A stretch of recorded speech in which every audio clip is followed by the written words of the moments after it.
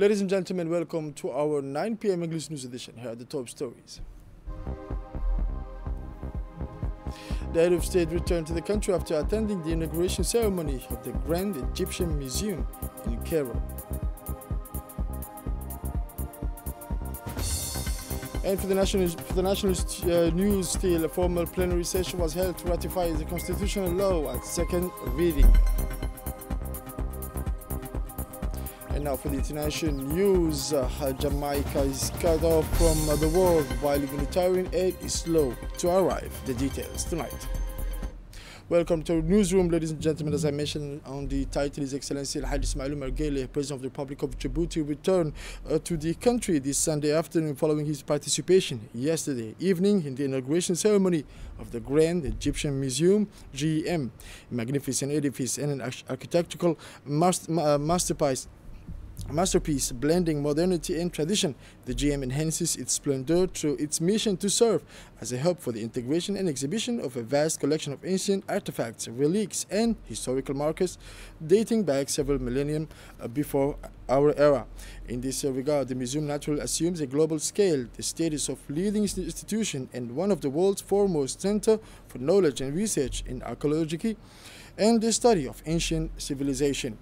Located near the Pyramid of Gizeh, another world-renowned architectural complex listed as a UNESCO World Heritage Site. In addition to the Djiboutian head of state, around 60 other heads of state and government from across the whole continent attended to the inauguration. During the visit to Egypt, the President of the Republic was accompanied by a high-level delegation, including Mr. Abdul Qadir Hussein Omar, Minister of Foreign Affairs and International Cooperation, His Excellency Ahmed Ali Barre, Ambassador of the Republic of Djibouti to the Arab Republic of Egypt, and permanent representative to the League of Arab States, and His Excellency Ambassador Mohammed Ali Walia, Director of the Arab World Department at the Ministry of Foreign Affairs and International Cooperation. Talking of this inauguration, the Arab Republic of Egypt yesterday evening celebrated the official inauguration of the Grand Egyptian Museum, the largest museum in the world dedicated to a single civilization. This major international event took place in the presence of President Abdel Fattah al-Sisi, surrounded by numerous heads of state, kings, and leaders from around the world. The ceremony brought together 79 official delegations, including 39 led by monarchs, princes, and heads of state or government. This exceptional attendance reflects the international recognition of Egypt's central role in preserving the world cultural and historical heritage. President His Excellency Ismail Omar Guelleh attended the ceremony at the head of a high-level delegation. His presence symbolizes the deep fraternal and historical ties between Djibouti and Egypt, as well as a shared determination of both nations to strengthen cooperation in the fields of culture, heritage, and development. In a powerful symbolic gesture, President Abdel Fattah al-Sisi placed the final piece bearing the name Egypt into a miniature model of the museum made up of the names of all participating countries, a moment that officially marked the opening of this great monument of universal civilization. On this occasion, the museum was illuminated in a magnificent light show, while beams of light traced in the Cairo night sky symbols inspired by ancient Egypt, offering guests a breathtaking visual spectacle.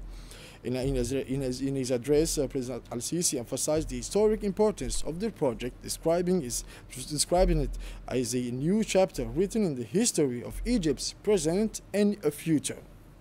Finally, the Egyptian head of state called for the Grand Egyptian Museum to become a place of dialogue, knowledge, and exchange between civilizations, reaffirming that Egypt will forever remain a source of light, culture, and humanity.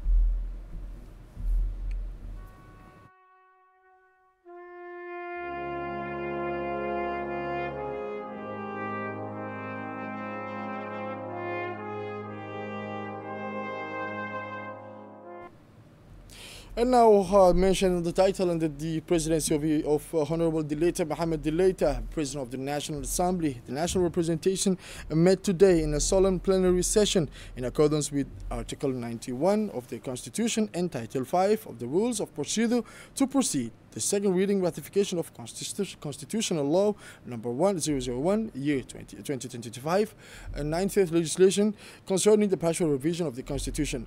This session, marked by the solemnity and rigor benefiting major milestone in institutional life, was held in the presence of His Excellency Mr. Abdulqadir Kamil Mohammed, Prime Minister, and members of the government.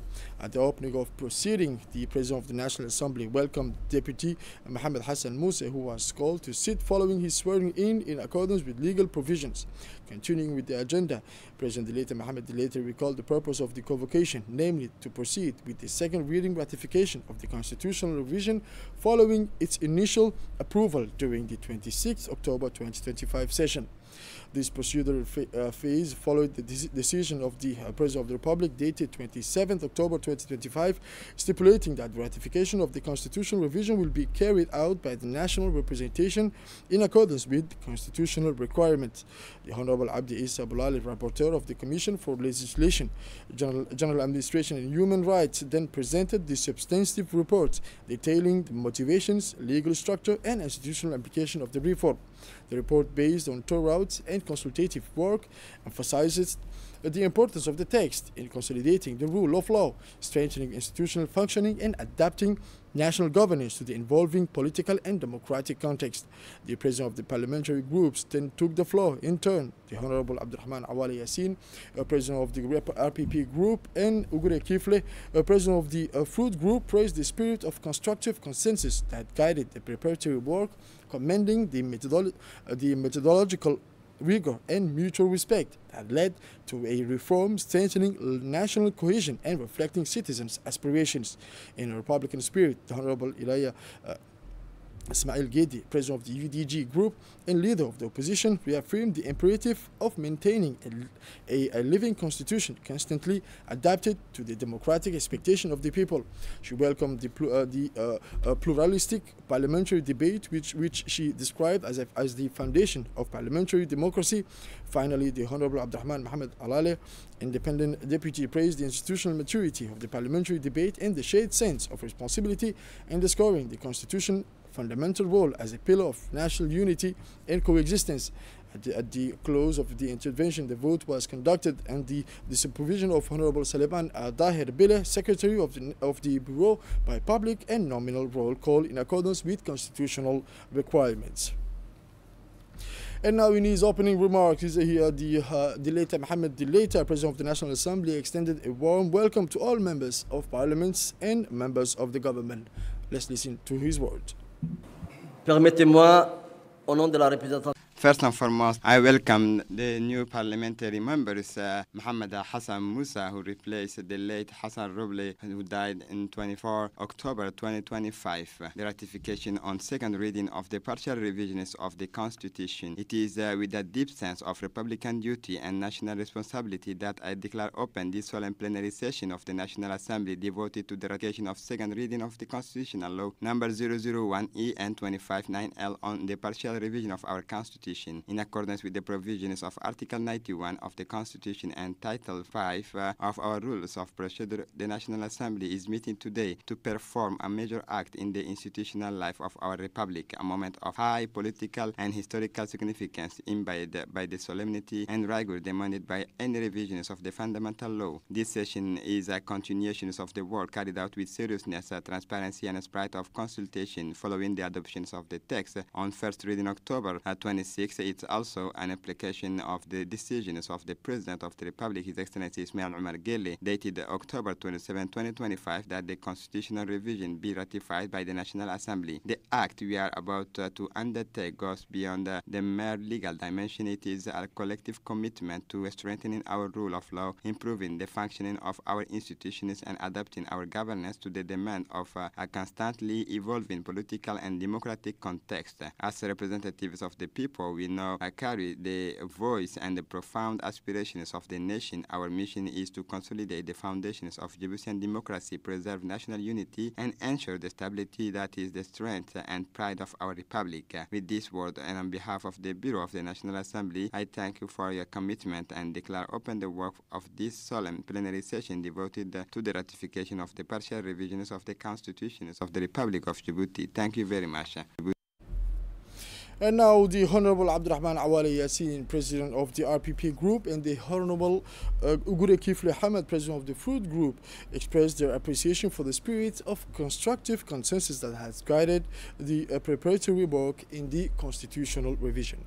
Voilà à nouveau réunis pour donner notre approbation. The president of the RPP Group held the historic significance of the session devoted to ratification of the partial revision of the Constitution. He also stressed that this reform was the fruit of a collective effort carried out in a spirit of consultation and responsibility. According to him, the text consolidate the rules of law, strengthening the institution and adapt national governance to contemporary realities. The Honorable Abdurrahman Awali Yassin highlighted the spirit of conscience that marked the preceding proof of the parliamentarians' political maturity and the sense of duty. On behalf of the RPP Group, he reiterated and affirmed his full support for the constitutional reform, which he saw as a decisive step toward the modernization of the state and strengthening democracy. Nous avons procédé à la révision.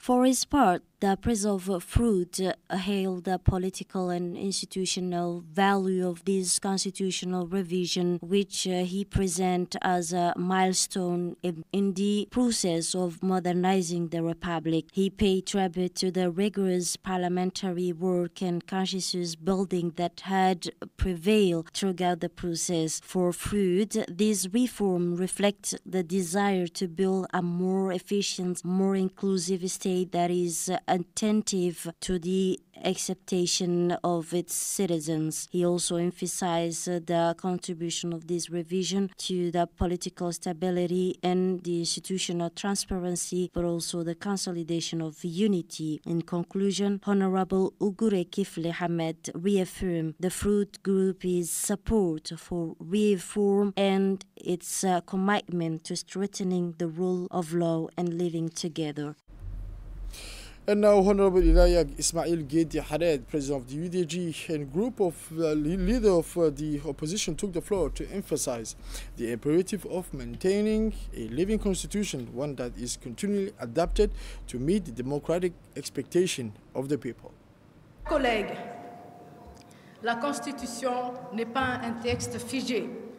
Elle est le reflet vivant des aspirations. The president of UDG, Leia Ismail Gedi, hailed the historic significance of constitutional revision and stressed that a constitution must remain alive and evolving in step with the democratic expectations of the people. She also stressed the importance of pluralist and inclusive debate, recalling that diversity of opinion strengthens parliamentary democracy. Leia Ismail Gedi encouraged the pursuit of a political dialogue based on transparency, accountability, and citizens' participation so that the revision fully contributes to the consolidation of the rule of law and better governance. Voici donc venu en ce 2 novembre 2025 en ce For his part, the president of PND Group emphasized the maturity of legislative process that led to the ratification of the constitutional revision. He also highlighted the institutional and republican value of this reform present as an instrument for modernizing and enhancing the efficiency of national institutions. Honorable Muhammad Ali Humad paid tribute to the consultation and constructive dialogue between the parliamentary groups,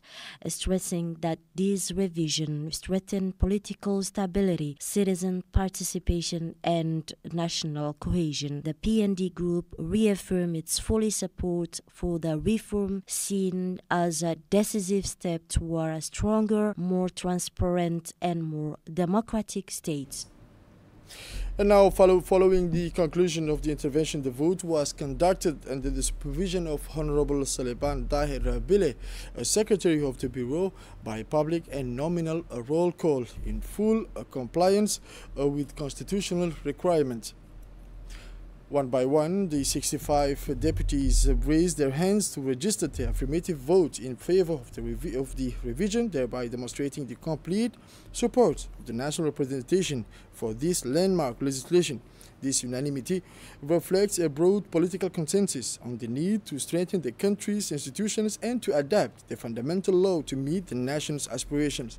The announcement of the results was met by a standing ovation. Members of the government and MPs alike applauded the unanimous adoption, a powerful symbol of national unity, institutional maturity, and democratic consolidation.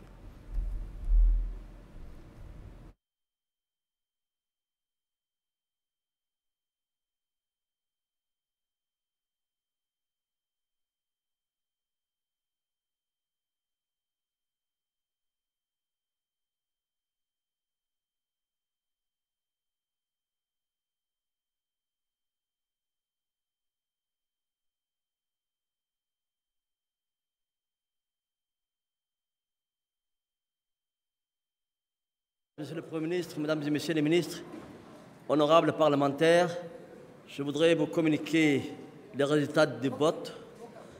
Sur les 65 députés, les 65 ont voté pour la ratification de la révision constitutionnelle.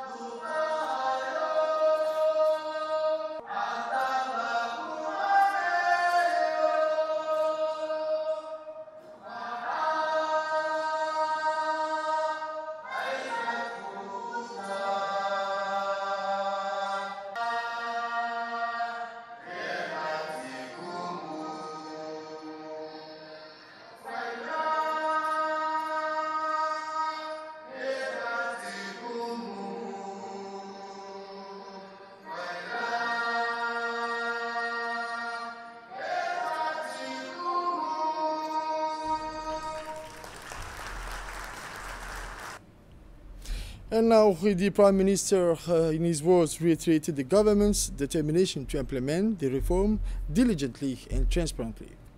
With a deep sense of satisfaction and national pride that I take the floor on behalf of the government at the close of the historic vote by which your Assembly has just ratified the partial revision of the Constitution of the Republic of Djibouti. This constitutional revision adopted by a qualified majority reflects the sovereign will of the Djiboutian people expressed through their legitimate representatives. It is a continuation of the effort undertaken by His Excellency the President of the Republic, Ismail Omar Guelleh, to consolidate institutions, reinforce political stability, and deepen the rule of law. Mr. President, the text you have just ratified is not a simple legal adaptation. It is a fundamental milestone in the modernizations of our institution architecture. It responds to our aspirations for more efficient, more transparent governance that is closer to our citizens. It strengthens the balance between powers, clarified accountability mechanisms, and open up a new prospect for greater democratic participation. I would like to pay tribute here to the maturity of the parliamentary debate, which transcended party allegiances to place the higher interests of the nation at the head of all considerations. This revision is above all an act of confidence in our institutions, confidence in our people, and confidence in the future of the Republic of Djibouti. On behalf of the government, I reaffirm our commitment to implementing this reform with loyalty, transparency, and determination so that it produces all the positive effects expected for our people and our nation. In conclusion, I would like to pay tribute to His Excellency the President of the Republic for his enlightened vision and his steadfast attachment to Republican principles, and to the National Assembly for having once again demonstrated the solidity of our institutions and the vitality of our democracy. Furthermore, the Prime Minister underlined that this constitutional milestone reinforces citizens' confidence in national institutions, fosters inclusive governance, and marks an important stage in the ongoing modernization and evolution of Djibouti's institutional architecture. He emphasized that this ratification of the constitutional revision represents a pivotal achievement in strengthening the country's institutional framework, consolidating democratic governance, and reinforcing the principles of the rule of law. In his closing remarks, the President of the the Prime Minister hailed the day as a historic milestone for the Republic of Djibouti. And now, the President of National Assembly, Mr. Dileita Mohamed Dileita, hailed the day as a historic milestone. Let's listen to what he said. Merci, Excellence, Monsieur le Premier ministre. Assembly, at the close of this solemn plenary session, marked by the responsibility, serenity, and vision that characterize our institution, allow me to express, on behalf of the Bureau of the National Assembly and in my own name, my sincere gratitude to each and every one of you. The National Assembly has just accomplished, in full respect of constitutional provisions, a major step toward consolidating our institutional order, the ratification on second reading of the partial revision of the Constitution. Honorable Member of Parliament, the adoption of this text is not merely a legislative act, it is a historic moment. It reflects the unanimous will of our representatives to uphold democracy, strengthen political stability, and ensure the Republican continuity of our state. Today's debate has demonstrated once again the political maturity of our Assembly and the quality of the democratic dialogue between the various parliamentary groups. Each member, through their contribution, enriched the national debate and fostered a responsible and constructive pluralism. I wish to commend the rigorous work of the Standing Committee, particularly the Committee on Legislation, General Assembly, and Human Rights, for the quality of its analysis and the clarity of its report. Honorable Member of Parliament, with this vote, we have just laid the final cornerstone of a significant undertaking designated to strengthen our institutional system and consolidate the democratic progress of our nation. This constitutional reform opens a new chapter in the political history of Djibouti, founded on stability, cohesion, and shared progress.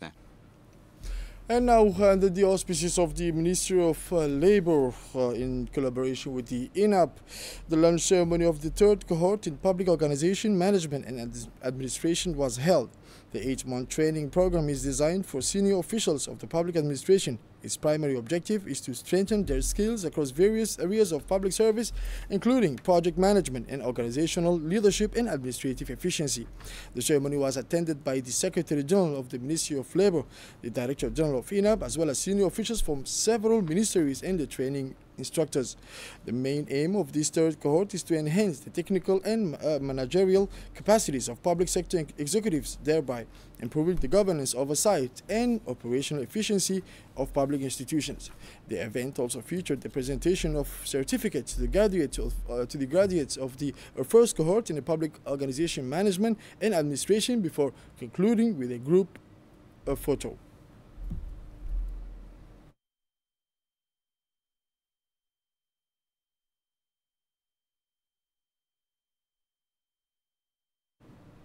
The General Secretary of the Ministry of Labor warmly praised the initiative, highlighting its significant contribution to the professionalism and modernization and capacity building of public administration.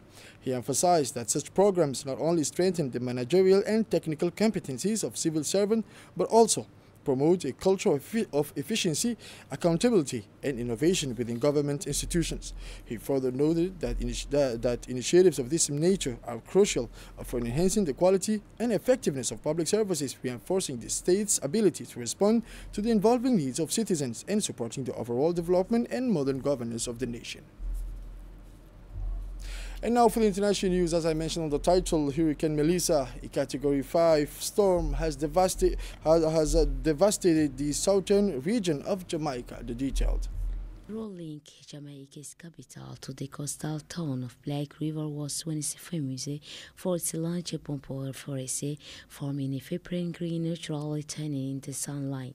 But on Tuesday, after Hurricane Melissa swept through, those same bamboo trees lay uprooted and scattered across the road. Jamaican soldiers, while it managed to partially reopen the main road leading to Black River, which the government described as the storm's epicenter. Melissa made landfall on Tuesday west of the town, leaving up to 90% of a building roofs, down power lines, and toppling concrete structures. One of the most powerful hurricanes in Atlantic history, Melissa has caused at least 19 deaths in Jamaica and 31 neighboring Haiti. In the Western Black River, residents are grounded into streets seeking aid. Helicopters are flying over isolated area to drop food, while crews are working to repair roads. And now the APEC summit concluded with a joint declaration reaffirming the Asia-Pacific leaders' commitment to open and fair trade. Asia-Pacific leaders reaffirmed their support for trade and investment that benefit all, concluding a summit dominated by a trade agreement between the leaders of the United States and China in their trade war. The statement from leaders of the Asia-Pacific Economic Cooperation (APEC) issued on Saturday came after U.S. President Donald Trump and his Chinese counterpart Xi Jinping agreed earlier in the day to ease Sino-American tension at a crucial summit held on the sidelines of the event. This is it for this 9 p.m. English News edition. Thank you for watching us. Stay tuned for more on RTD.